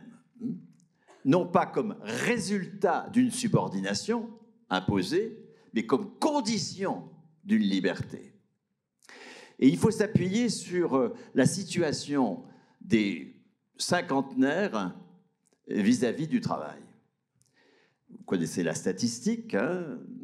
À 60 ans aujourd'hui, quand on prend la statistique de 2020, la dernière statistique qui a été produite en 2021, à 60 ans, il y a 48% de personnes qui sont dans l'emploi, 25% qui sont en longue maladie, pré-retraite, retraite, et 7% qui sont au chômage, et les autres, c'est la proie du marché du travail. C'est-à-dire qu'ils sont invités à passer des CDD, à être auto-entrepreneur, enfin bref, tout ce que le patronat veut créer comme rapport au travail, hors du salaire à la qualification. Mais cette situation à 60 ans, qui est encore beaucoup plus grave évidemment à 62 ans, elle est née bien avant. À partir de 50 ans, on est senior.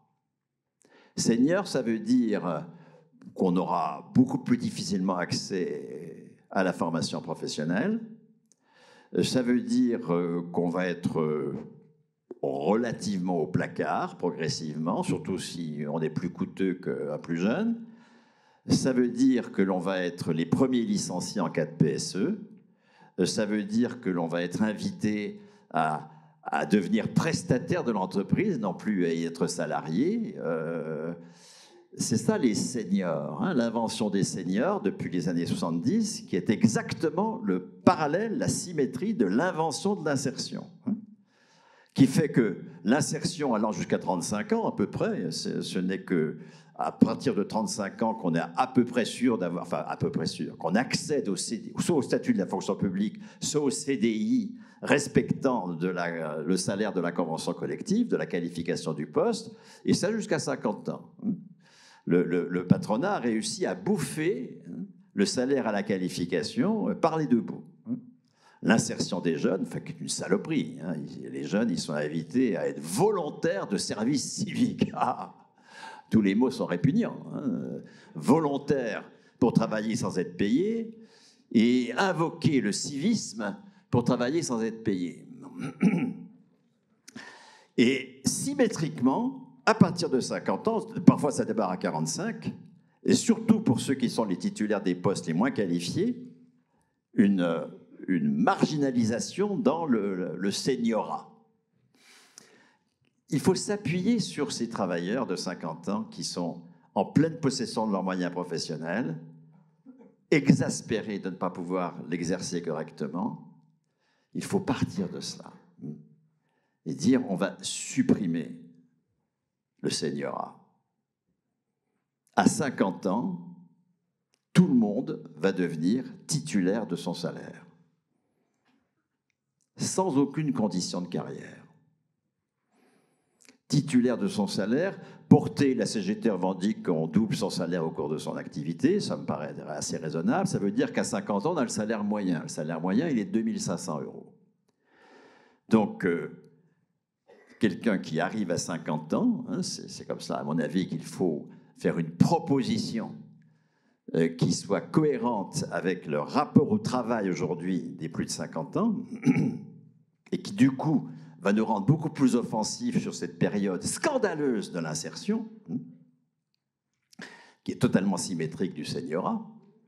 Donc, à 50 ans, chacun devient titulaire de son salaire, qui est porté au salaire moyen, c'est 2 500 € net, le salaire moyen cette année, d'accord, s'il est inférieur, et ramené à 5 000 € net s'il est supérieur, car tous les travaux montrent que les salaires supérieurs à 5 000 €, les travaux sur la SNCF, par exemple, sont totalement évidents, sont extrêmement nocifs en réalité pour les rapports sociaux dans l'entreprise, etc., etc. Donc il faut supprimer tous les salaires supérieurs à 5 000 €. Donc les rapporter à 5 000 € lorsqu'on a 50 ans. Ce qui fait qu'on a une hiérarchie des salaires qui est de 1 à 2. À partir de 50 ans, ce qui commence à devenir raisonnable. Et possibilité, bien sûr, pour celles et ceux qui ont un salaire de 2 500 € à 50 ans, de continuer à passer des épreuves de qualification jusqu'au plafond de 5 000, évidemment. Ces retraités, ce n'est pas des gens qui vont quitter le travail. Encore une fois, la retraite, ce n'est pas la fin du travail. La retraite, c'est la fin de l'obligation de quémander un salaire auprès d'un employeur. Ces salariés, ils vont être inlicenciables. Je crois que c'est très important. Titulaires de leur salaire et inlicenciables. Pourquoi ? Parce qu'ils auront une responsabilité. Encore une fois, ce sont des gens en pleine possession de leurs moyens professionnels, qui souffrent énormément de ne pas pouvoir l'exercer correctement. C'est de ça qu'il faut partir, de l'aspiration à bien travailler. Eh bien, ces personnes vont être inlicenciables. Pourquoi ? Parce qu'elles auront la responsabilité de s'affronter aux directions et aux actionnaires pour organiser l'auto-organisation des travailleurs dans l'entreprise. Encore une fois, le cœur de la sortie du capitalisme, c'est la souveraineté des travailleurs sur le travail.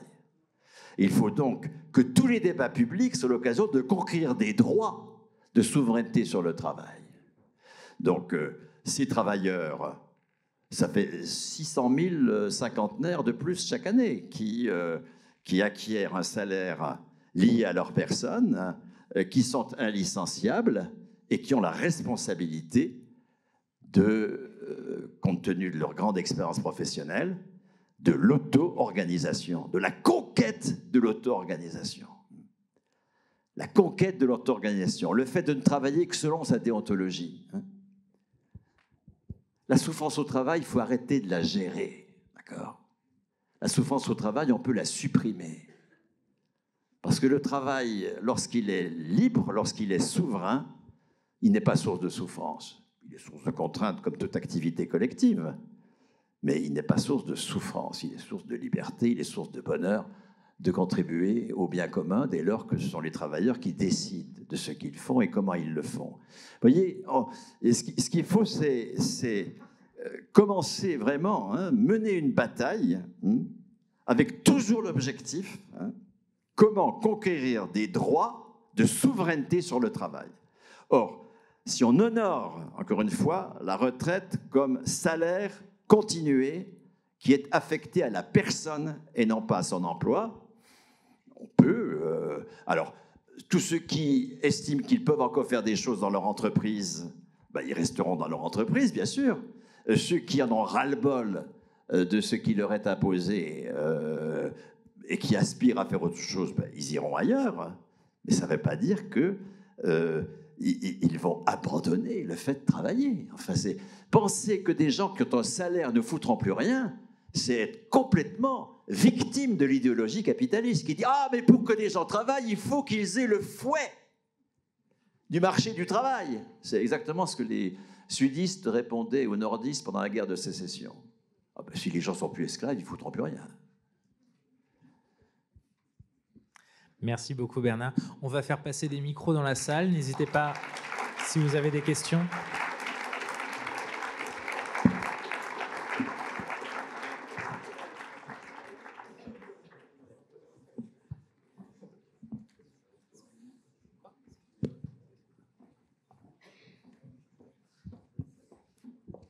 Alors, qui se lance? Qui a une question? Il y a un monsieur au fond qui a une question. Je ne sais pas si... Continuez à lever la main.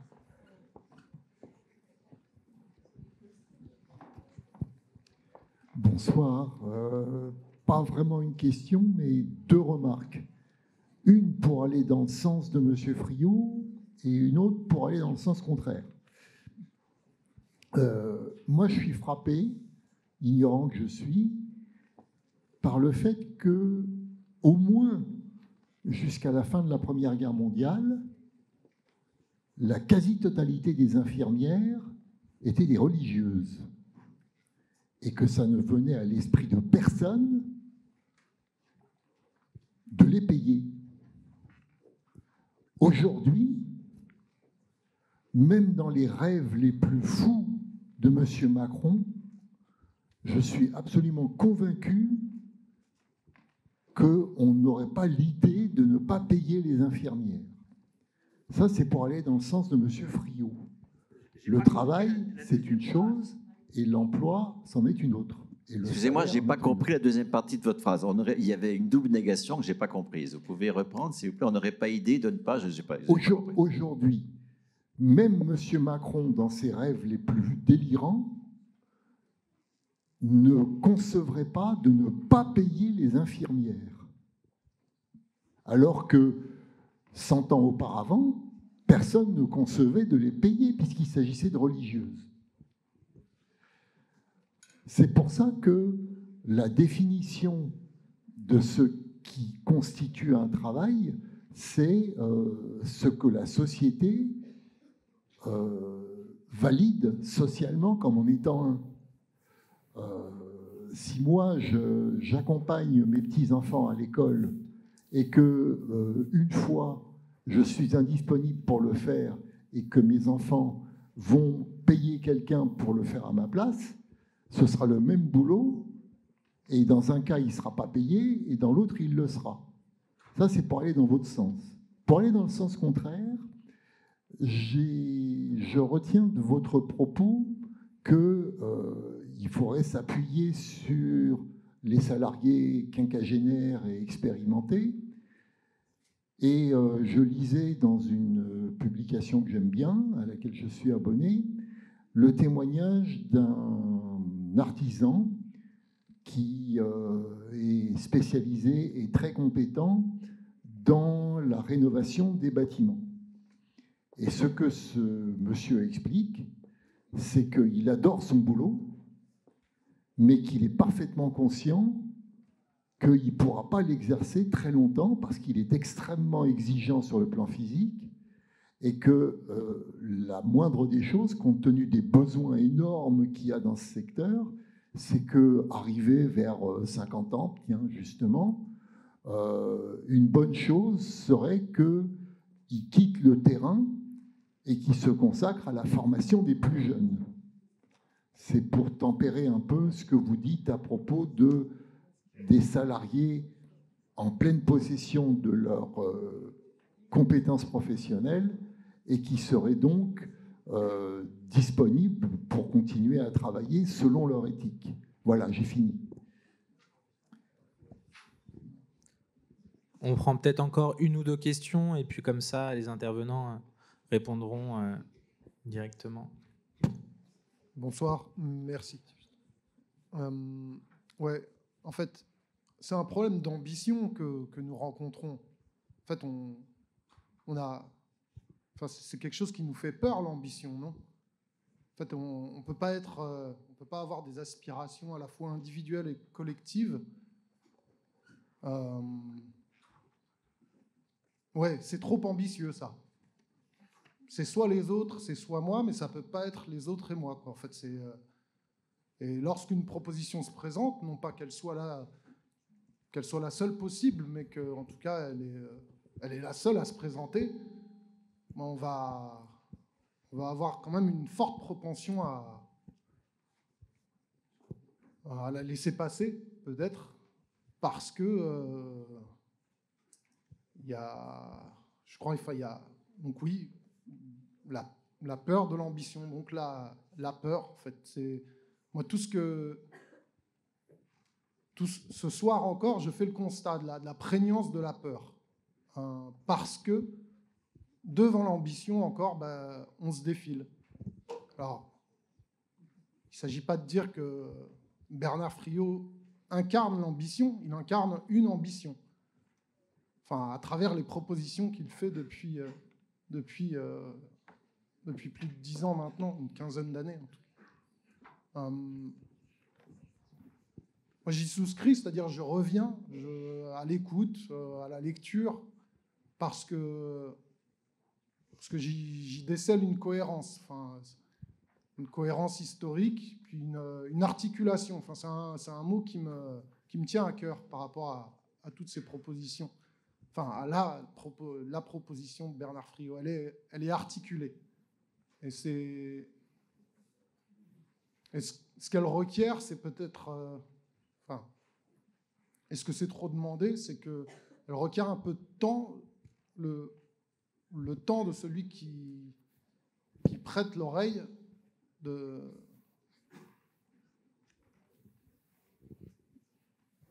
temps nécessaire pour savoir s'il a compris ou pas, quel était le propos. Et une fois qu'il a compris, de dire oui ou merde. Mais s'accorder ce temps-là, c'est déjà une ambition. Parce que une fois qu'on s'est accordé ce temps et qu'on a compris quel est le propos, qu'est-ce qui nous est proposé, alors on peut dire oui ou non. Ouais. Donc une question sur l'ambition, on va dire, que Ouais, tu portes à moi, travers. Je tourne en rond, mais Non, ouais. non, pas du tout. Merci beaucoup. Peut-être une dernière question. Ici, Ah. ici.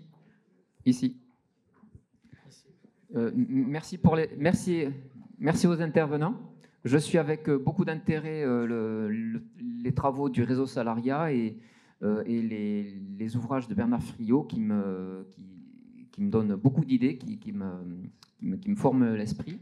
Je pense notamment à votre ouvrage que vous avez fait avec Denis Baillon sur l'écologie contre le revenu de base. Et je crois qu'il est temps, surtout après la réaction de la personne juste avant moi qui émet des questionnements, des doutes sur que faire, qui me donne l'impression que certaines personnes dans l'Assemblée, ou en tout cas sur ces sujets-là, attendent des propositions qu'il faut valider ou contester. Or, de ce que j'ai compris de vos travaux au réseau Salariat et dans vos coopérations avec d'autres auteurs, et de ce que je crois comprendre de vos propositions, du salaire à vie, de l'enjeu du salaire, de l'enjeu de la retraite, et la liberté que vous évoquez, hein, vous en parlez évidemment ce soir, mais de mon point de vue, pas assez clairement. Peut-être il est temps maintenant, dans cette partie de la soirée, d'aller plus clairement au fait de ce qu'il est question. Ce que je comprends, moi, vous allez me valider ou pas si j'ai compris, c'est qu'il s'agit que chaque citoyen prenne ses responsabilités et agisse. Quand vous dites, là vous avez dit que ce qui me désole un peu, qu'il s'agissait qu'à partir de 50 ans, du fait de notre position sociale, de notre salaire, qu'on allait pouvoir choisir ou pas. Non, je crois que chaque personne, et un petit peu en réponse au premier intervenant qui avait l'air qui regrettait que l'artisan devrait passer la main, il me semble comprendre que dans vos positions, Monsieur Friot, où le travail est libre, une personne qui est heureuse de travailler et qui a les compétences reconnues par le public, par le groupe social, pourquoi arrêter après tout? Si cet artisan reconnu pour ses compétences, choisi et heureux de travailler et heureux de le faire, pourquoi des personnes comme ça devraient céder leur place? Pourquoi non? Ce que vous devez éclairer, surtout pour les jeunes, je suppose, c'est les enjeux de concertation, la prise de pouvoir démocratique de qu'est-ce qu'on produit, comment, pour quels besoins. Voilà, c'est ça qu'il faut le clarifier, il me semble. Merci beaucoup. Alors Bernard, sois clair et le plus bref possible, s'il te plaît, qu'on puisse prendre d'autres questions éventuellement. Sur la question des infirmières religieuses, je pense que il faut revenir sur cela parce que c'est extrêmement intéressant. J'ai dit que dans les années 50, l'État soutient la revendication patronale de ne pas augmenter le taux de cotisation au régime général, puisque il y a une hostilité absolue du patronat au régime général, hein, qui construit, lui, des régimes complémentaires. Là, ce que l'on observe dans les années 60, c'est une hausse des salaires importante, mais pas d'abord par le salaire direct qui va au compte postal ou bancaire, mais d'abord par le taux de cotisation. Nous avons une hausse considérable du taux de cotisation à l'assurance maladie. Donc nous avons une hausse du salaire, et c'est avec ce salaire augmenté que l'on va créer une sécurité sociale du soin qui n'existait pratiquement pas. Les hôpitaux publics étaient jusqu'en 1940 réservés aux indigents. Inutile de dire que leur niveau de technicité était très faible. Et les soins ambulatoires n'étaient pas remboursés, puisqu'il n'y avait pas de conventionnement. À partir de la fin des années 50, lorsque les travailleurs sont encore en majorité gestionnaires du régime général, nous allons avoir un dispositif totalement époustouflant qui se met en place. Là aussi, moi, je suis d'une admiration sans borne pour cette capacité qu'il y a eu de d'obtenir, hein, encore une fois, années 50-60, vous n'avez pas un tract de la CGT sans hausse du taux de cotisation. Hausse du taux de cotisation. Et donc, dans les années 60, ça aboutit au fait que l'assurance maladie est dotée de sommes tout à fait considérables. Et c'est avec ces sommes tout à fait considérables qui sont des salaires, hein, donc on part du salaire, le préalable, c'est la distribution de salaire, ça c'est le préalable, c'est pas l'avance en capital, c'est la distribution de salaire, poser le salaire comme le préalable de la production, avec ce salaire socialisé accumulé dans l'assurance maladie, eh bien l'assurance maladie va pouvoir subventionner l'investissement hospitalier, et Dieu sait si cet investissement est considérable quand on crée les CHU, mais quand on transforme aussi tous les hospices en hôpitaux avec des lits actifs, quand on fait passer les hôpitaux psychiatriques de l'aide sociale à la sécurité sociale, ce qui se fait dans toutes ces années-là, hein, ça se fait sans faire appel au marché des capitaux, sans faire appel au partenariat public-privé, mais également en faisant très très peu appel au crédit public. On sort les travailleurs de la dette. Aujourd'hui, dans le capitalisme, avant même de commencer à travailler, on est endetté, puisqu'il a fallu une avance en capital, qui nous rend totalement soumis au capital. Moi-même, pour avoir enseigné la monnaie et l'économie à l'université pendant des années, je connais le catéchisme par cœur. Hein. Nous sommes dans la religion, dans le catéchisme. Hein. La monnaie ne peut se faire que par crédit, en fait, etc., etc. Nous avons fait la preuve. Nous avons vraiment fait l'investissement ne peut se faire que par crédit. Nous avons fait la preuve dans les années 60, lorsque nous avons créé de toutes pièces, nous avons créé un hôpital, ou transformé un hospice en hôpital, un par jour, pendant 10 ans, d'accord ? Un par jour. Nous avons créé une sécurité sociale du soin sans faire appel au marché des capitaux, sans faire appel au crédit public, très peu, la Caisse des dépôts et consignations un petit peu, mais très peu, par une hausse préalable des salaires. Et cette hausse préalable des salaires, ça a permis une production de valeur. Là, nous sommes on remet la production sur ses pieds, d'accord ? On commence par augmenter les salaires et c'est ça qui va permettre de produire de la valeur. Alors que dans le capitalisme, il faut d'abord produire de la valeur et à la fin, on est payé. Là, là, nous sommes dans l'inversion capitaliste, d'accord ? Qui paye les travailleurs à la fin, après les avoir endettés. Et il faut donc qu'ils remboursent les dettes avant même de se payer eux-mêmes. Nous avons totalement inversé, nous avons plutôt remis sur les pieds la production. C'est pour ça que pendant, d'ailleurs, des années, nous avons été le premier système de production de soins mondial, avec des soignants qui ne travaillaient pas pour rembourser la dette. Il n'y avait pas de dette. Les soignants travaillaient pour soigner. Toutes les enquêtes des années 70-80 sur la vie des soignants sont des enquêtes positives. Nous avons des gens qui sont extrêmement heureux. Et ces soignants, en plus, ont un statut de fonction publique. C'est-à-dire qu'ils ne dépendent pas du tout du marché du travail. Vous voyez, nous avons institué une production communiste du soin. Et pour les ambulatoires, pour les soins de ville, à partir de 61, c'est le conventionnement qui sort les soignants de la logique du marché capitaliste. Les travailleurs indépendants sur le marché capitaliste, alors là, toutes les séries statistiques le montrent, quand on est sur un marché capitaliste comme travailleur indépendant, il y a 90% de gens qui sont au SMIC et 10% de nabab. Prenez les agriculteurs, mais prenez les graphistes, prenez les auteurs, prenez n'importe qui. Tous ceux qui dépendent du marché capitaliste pour leur rémunération. Là, nous avons des soignants dont les organisations passent convention avec l'assurance maladie sur une nomenclature d'actes, sur des paiements d'actes. On sort les soignants de la pauvreté, pour l'essentiel, et on génère, il y a quelques excès de ressources aujourd'hui, surtout à cause du secteur 2, mais le secteur 1 est unique dans les années 60. Le secteur 2, c'est une invention proprement capitaliste, évidemment, qui détruit la logique du conventionnement. Il faut bien sûr supprimer le secteur 2. Nous avons là, vous voyez, aussi bien en termes de travail indépendant qu'en termes de travail dans des collectifs salariés, un mode communiste de production. Et vous voyez que le point de départ, c'est la hausse des salaires. C'est ça qui est fondamental. Hein. Ce n'est pas l'avance en capital, c'est l'avance en salaire.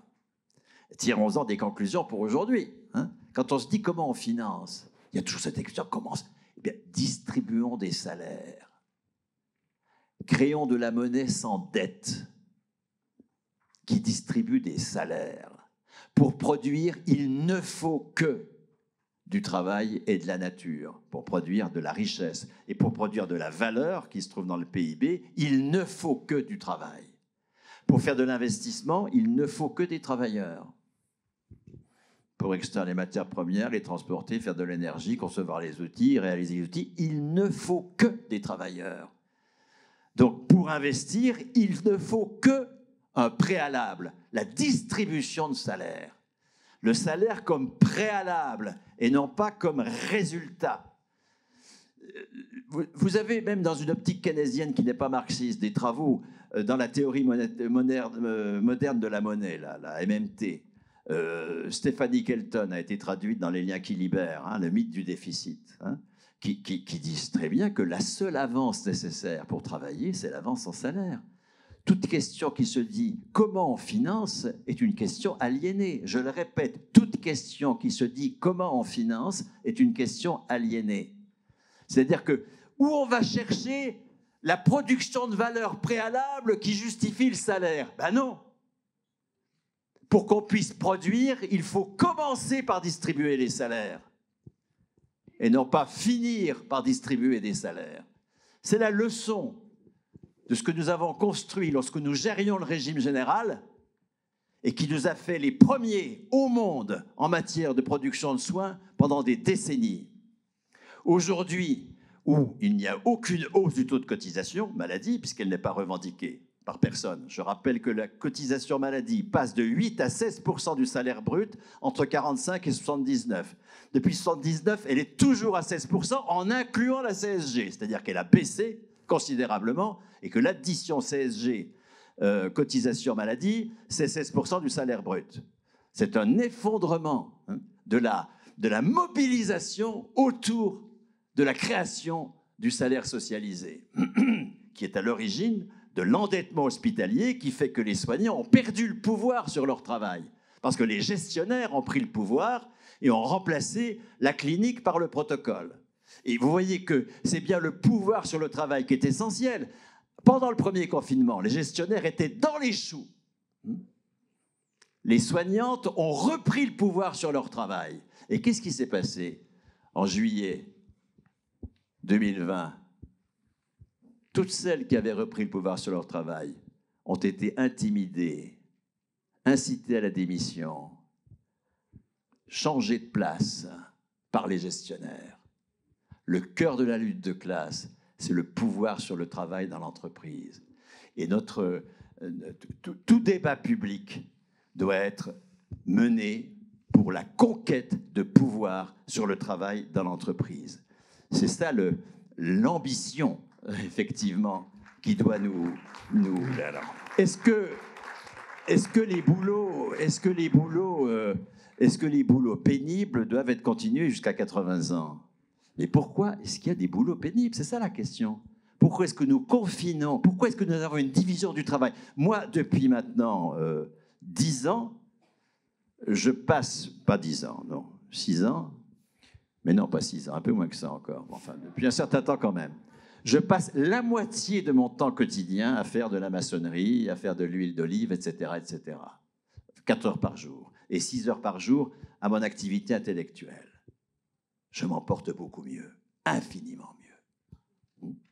Et qu'un maçon devienne formateur ou un artisan couvreur devienne formateur parce qu'il y a un moment où, de fait... Mais bien sûr, ça ne veut pas dire qu'il arrête de travailler.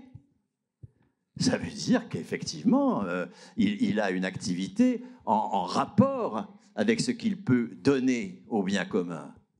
Mais amputer des personnes de leur productivité, du caractère productif de leur travail, c'est leur faire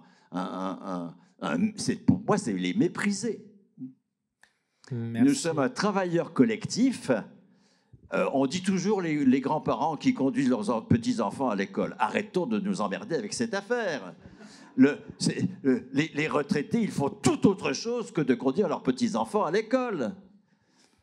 Et c'est pas parce que c'est une activité et dire ils conduisent leurs petits-enfants à l'école sans être payés. Mais c'est pas vrai.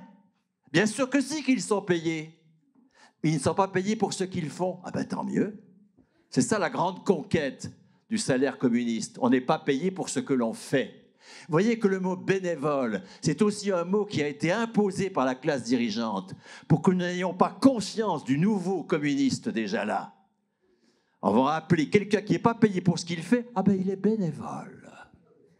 Je rappelle que dans les associations dans lesquelles les retraités sont confinés, les retraités qui participent à ces associations et que l'on dit bénévoles sont en général mieux payés que les salariés de ces associations.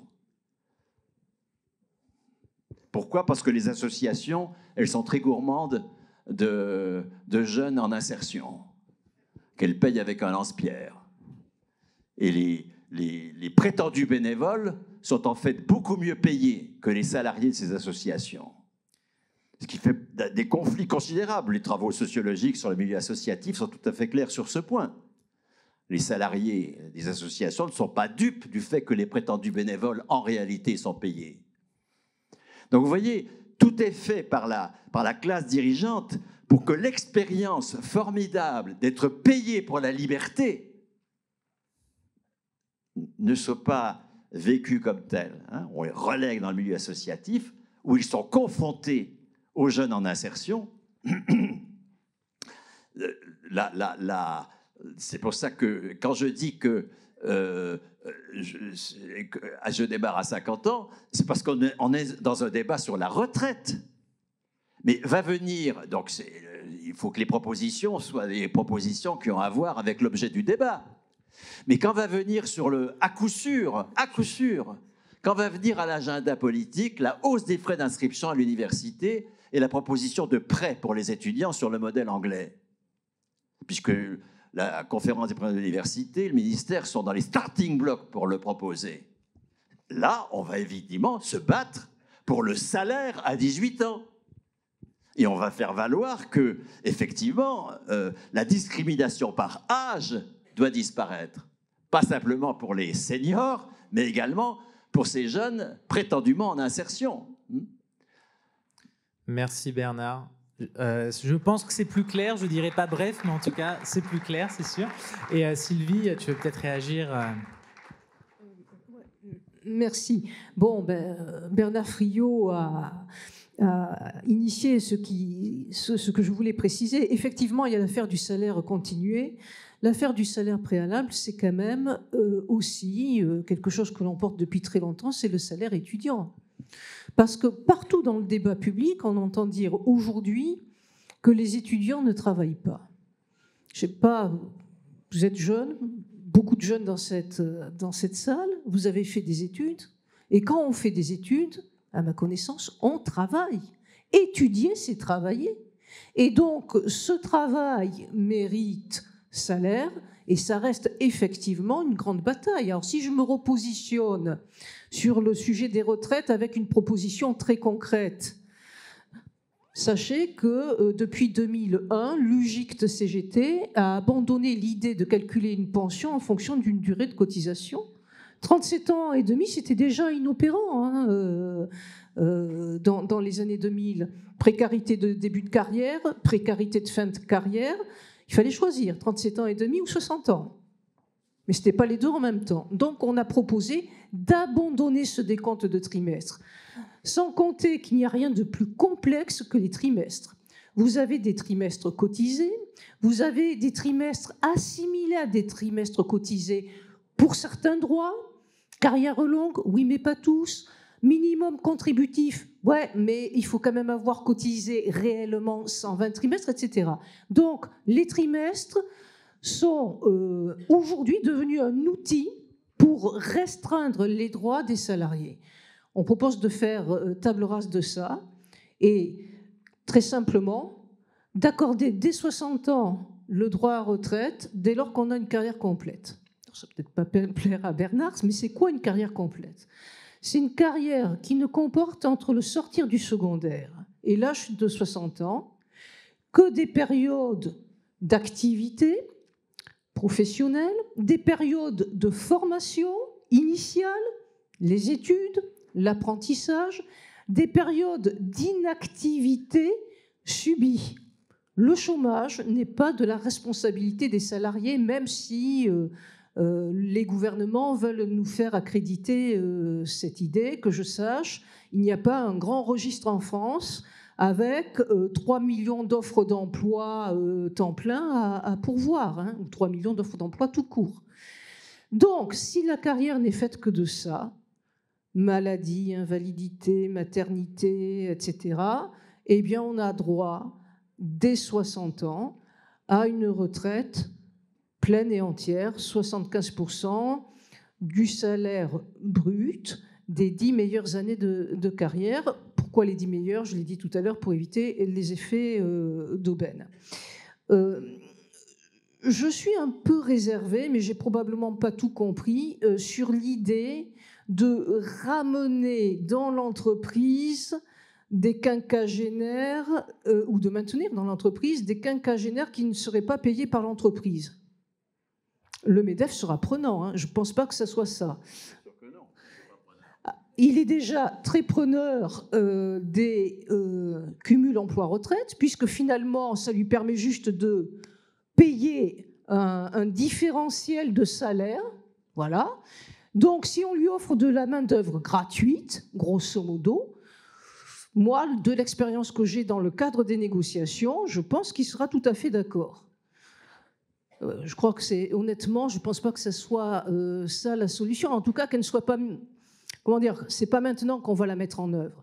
Ce que nous avons à faire, en l'occurrence, c'est la bataille des retraites ici et maintenant, avec des propositions assez réalistes pour emporter la conviction de l'ensemble des salariés. Le problème n'est pas un problème d'ambition. Ce que porte comme ambition Bernard Friot, comment ne pas le partager ? C'est carrément une autre société. Le problème, c'est la construction du rapport de force dans la société aujourd'hui. Et le rapport de force, il sera efficace si nous rassemblons un maximum de travailleurs. Voilà. Merci. Bon, le débat touche à sa fin. Je suis vraiment désolé, on ne va pas pouvoir prendre d'autres questions, mais si vous en aviez, je pense que vous pourrez trouver des réponses dans l'ouvrage de Bernard, d'ailleurs, qui fera une petite séance de dédicace là dans le hall. Et vous pouvez également donc retrouver les entretiens qu'il nous a accordés dans Le Vent se lève, donc sur leventselev, enfin lvsl.fr. Je rappelle donc qu'on est un média d'opinion qui existe depuis un peu plus de 6 ans maintenant et qui se consacre à l'analyse critique du néolibéralisme. Donc on est tous bénévoles. Si jamais vous voulez vous impliquer, écrire des choses, n'hésitez pas, ou faire des dons également. C'est comme ça qu'on peut faire ce type d'événement. Je vois qu'il y a Nicolas da Silva. On avait également fait un entretien avec lui autour de son livre donc La bataille de la Sécu, qui s'inscrit dans la même thématique. Et d'ailleurs, Bernard a cité des choses qui s'y référaient. Pierre Caillot-Croizat encore, donc, qui nous avait aussi accordé un entretien que vous pourrez retrouver. Et donc voilà, on vous dit à très vite. Merci.